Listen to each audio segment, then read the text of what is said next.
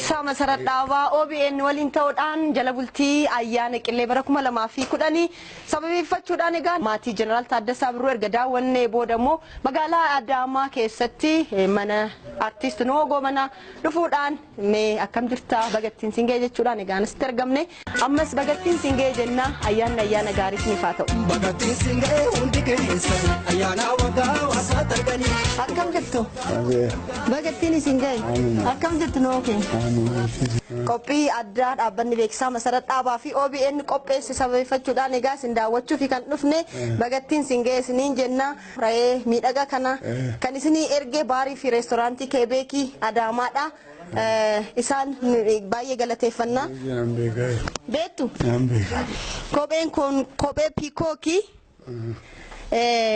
gabaa Awuroopaatiif kan dhiyaatudha Haji badhaadhaatu isinii ergee bagattiin siningee jedhaneeran bagoonni nungee Haji Mbayaadai kan ammoo manni uffata aadaa yaadasaa magaalaa Finfinnee keessatti argamu uffata gujii kana isiniif ergee jira kunoo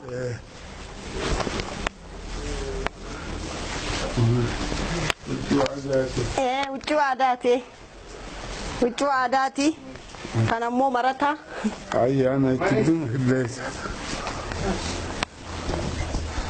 Oromoon buna jaalata buna kanas kunoo waaje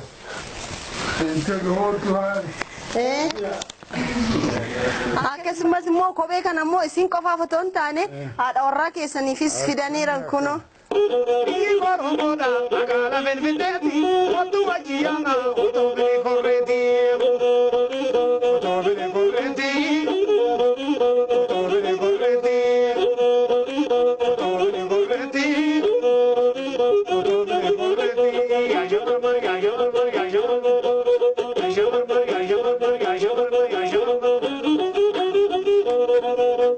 Egaa ayyaana qillee bara 2010 sababeeffachuudhaan namoota gaafachuuf adeemne keessa artist Nuhoo Gobanaa isa tokkodha kanneen nu waalessuuf asitti argamtan nu daawwachuuf as dhuftan isin hundaa dursee galateeffachuun barbaada baga walagarree baga har'a geenye jenna Nuhoo ko baga walumaan geenye Kopi kan ammoo sponsora gochuudhaan kan nutumsan Geexaas International Trading akkasumas immoo Dirree Industrial guddaa galateeffannaa qabsoon Oromoo egaa artiitiin cimtee as geesse sana keessa ammoo egaa Nuhoo Gobanaa isa tokkodha mata dureen inni irratti sirbine hin jiru erga dhukkubsatee manatti hafee bubbulee jira miidiyaawwan adda addaas dhufuudhaan daawwatanii jirani nutis immoo indaganne gara gaaffii kiyyaatitti yoon darbu qabsoon ati aartii Oromoo keessatti waggaa dheeraatiin dura jalqabde har'a maalirra jira akkamiin hubattaa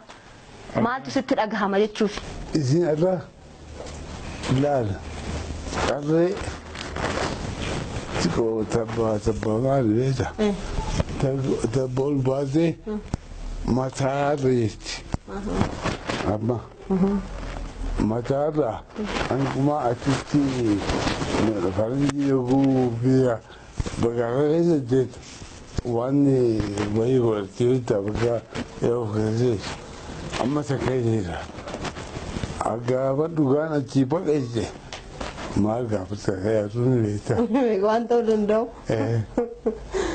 mee sirboota kee duraan sirbite keessa baay'ee kan jaalattuu fi ammallee yeroo teessu kan sirbitu kamin ani walleen ilaali biiraan baate su'a ilaali nimbe ilaalun amma ati ruun baay'een dubbidha haa taatu sirbina amma haala sirrii jalqabe sirba haala sirrii tokko haala walitti ammattee biyyaawee baabura nimbe jabuuti sirba saniin ammallee hin raafana hodduudha ammoo sanuutu yaadatoo كنا ذي يعتجين وقاتي بندتي ذي سلبي أما إيران قالت على نجتي ونجتي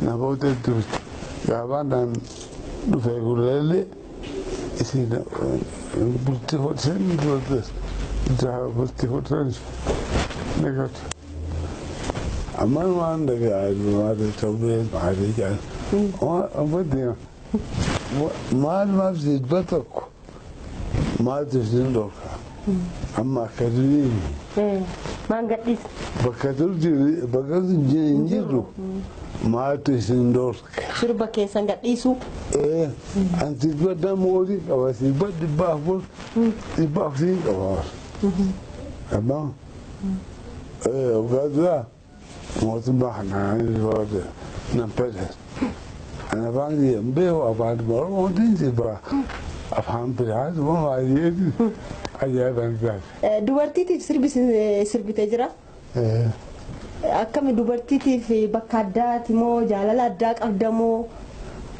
dubartiif jedhamee akkuma waliigalaatti weellisaan sirbee hin jiru. Akka waliigalaatti dubartiin beeysa kan addunyaa irratti rabbiinu achitti wanti itti boqotu dubartii. Dubartiin هذا الدنيا تبر إستين في الميدان يوم بيتنا تعرف بيتنا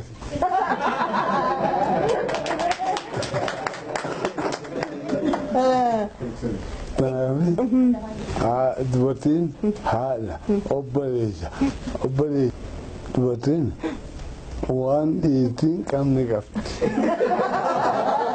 دوتين ربي هذا يجرا أنا مكانه nuti amaanaa eeguun dura maatii keessan keessa namni sirbu jira? Hin jiru. Anna qofa ajoon eeggatti. Kaawwan namaartimu? Kaawwan namaartimu? Kan tokko sheeka tokko. Eeji amma gaa'olu niti beekanii lamaa dinara beekan dhiiraa. Haati keessa nama meeqa dahan? Saddeet. Nama meeqa ati? Ani lammaffaa. Hangafatte ane? Hangafatte ane lammaffaa. Egaa har'a ana qofa miti gaaffii kan isin gaafatu artistoota hedduu wajjiniin dhufne. Nuhoon yeroon Oromoon tokko hin ta'initti yeroo Oromoon faffacee jiraatutti sirba tokkummaa jedhu sirbaa ture. Sirbi sun sagantaan kamiyyuu yoo qophaa'u ijoolleen Oromoo artistoonni Oromoo dursa sirba kana sirbuudhaan kan sagantaan banamu biyya keessas haa ta'u biyya alaatti. Nuhoon tokkummaan yeroo dheeraadhaaf hawwe sun amma Oromoon tokko ta'eera. Tokko ta'ee afaan tokko dubbachaa jira. Kanaaf Nuhootti maaltu dhaga'ama? Uummatuma kana waa wal biduun dhafe. Barbaadee itti taa'e. Oguusan bakka silaa lafa qabadheetti sammuu as rabbiin ibse. Tokkummaan kun yoo akka malee Oromoon hin bilisomtuu aja'u rabbi ibse. Oguusan tokkummaa guyyaa tokkottiin katabee wanni isaas ofitte. Waloo isaa dura yaada isaa akkachuun rakkate. Booda Oromoon waan biraan qabdu oguu laalu. Oloota isaa barreessu. Waan biraa waan takka hin qabdu. Wal dhagahuu dadhabde. Amma kun yeroo oguu wal dhagahuu dadhabde kana uummanni tokkummaa ta'a. Duraanuu waa keessaa jira. Dhufuu diddee malee? Waan isaan kaasudha. Eegama sirbaa dhageeffachuu yeroo gaafa hojii fi suuraa. Inni irra haamarri sirbanii oduun dhaggeeffata. Ogaa cuftii nama keessatti dubbiin dhugaatee beekti. amma guyyaan dhufe akkuma namaa idii bakka takka idii bakka ta'etti lafa haa himmani. Tokkummaa malee wanti biraa tokkummaa qabaanne meeshaan barbaachisu namaa loluun barbaachisu tokkummaan qofti ni geessi. Kanaaf akkasitti rabbi naafaan fite eegaan iyyee magaa gaggabee lafarreetti rabbiin fite. Anama tokkummaa tana anaa deebi'amoo kunoo yaadeernan televiziyoonni guyyaan dilbaarumaa eetumaan jibuuti isin kabachuu jalqabe OBN eega OBN maqaa isheerratti dubbii wayyaa hojjetti eetumaan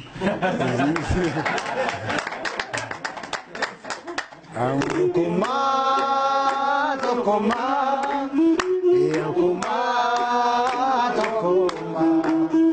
yaa ilmaan Oromoo tokkummaa kiristaana islaamaa nu gargar hin baanu kiristaana islaamaa nu gargar hin baanu amantiin kabbaatti akkasiin haa beeknu kun hojii rabbiitti waaqayyoof haa beeknu tokkummaa tokkummaa tokkummaa tokkummaa daa'imaan Oromoo tokkummaa. Egaa dirree indaastirii kophees ni ergee jira. Manni uffata aadaa yaadasaa magaalaa Finfinnee keessatti argamu moo uffata aadaa sin ergee jira. Baarii fi reestooraantiin keebeekii magaalaa Adaamaatti argamu ra'ee bareedaa sinii fidee jira. Ani immoo ashii 5,000 maqaa dhaabbata beeksisaa masara dhaabaatiin kunoo sinii gumaachee jira.